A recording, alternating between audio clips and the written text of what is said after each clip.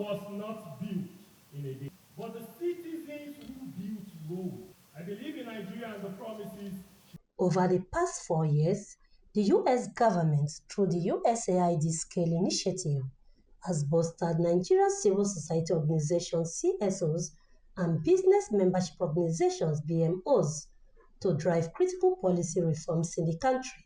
The initiative focused on dismantling restrictive laws that hindered CSO advocacy and provided training to over 1,000 organizations across 35 states. Consequently, these efforts have strengthened local organizations' capacity to engage in meaningful reform initiated by the government at various levels. At the Scale Project Closeout event, USAID's Director of the Peace, Democracy and Governance Office in Nigeria, Angela Martin, stressed the program's success in building local organizations' resilience and advocacy capabilities. As Scale begins to wind down, I wish to commend you all for your efforts and encourage you to sustain what you've started. I trust you all will take advantage of the fantastic opportunities this activities offer to maintain the relationships you have built and to continue to strengthen your organizations, and in doing so, to build a better Nigeria.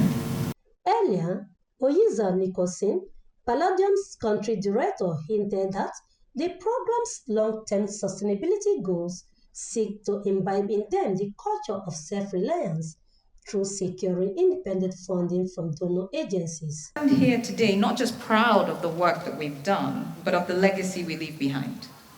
This project contributed significantly to advancing locally led development, ensuring that civil society organizations were better equipped with the skills, the knowledge to continue their vital work long after today. Key stakeholders including USAID's Chief of Party, Linda Ode, Executive Director, Center for Transparency Advocacy, Faith Nwadishi, and keynote speaker Dr. Otive Ibuzo shared insights into the progress made particularly on the CSO self-regulation through Scale, thereby creating a pathway to reform Nigeria's complex legal framework.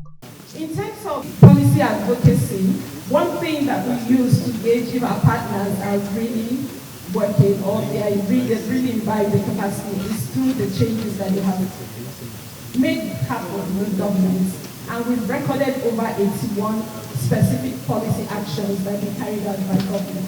Leveraging technology quite extensively on the Scale project, we were able to train over 24,000 individuals across all of our companies. Most of these regulations that are targeted at civil society, rather than help improve their work, it helps to further shrink the space for civil society.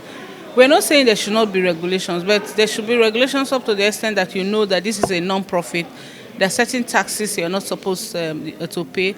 There are certain taxes you are not supposed to subject that organization. Imagine having to do tax returns for 3 times in a year. It is cumbersome. The localization agenda is a good initiative, but the progress has been very slow. There is the need for increasing direct funding to local partners and not decrease.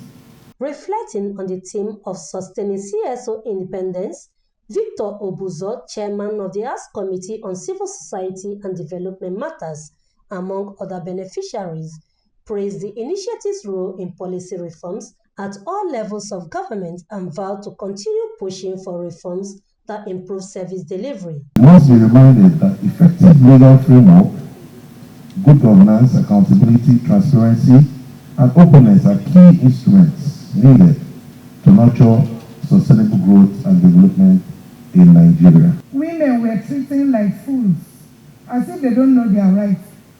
Even through the GPI, we jailed a man of 79 years old man that raped a 13-year-old girl with the consent of the mother.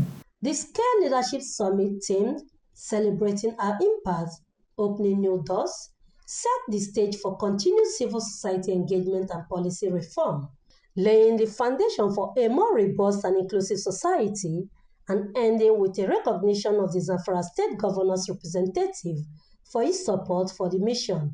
Vincent Okushi, KTV News, Nigeria.